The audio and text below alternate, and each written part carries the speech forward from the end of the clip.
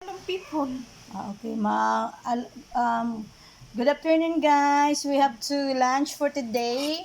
Our video for today is what kind of food is this? Chicken and then munggo. And how about the Bicol Express? This is Bicol Day.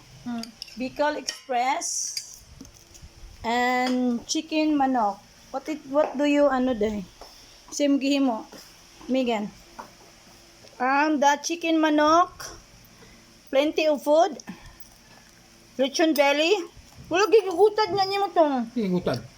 Kam. Taka ako gutad wa may man gutad yan ikuha ra mo ko. Naikuan ba na ay PC?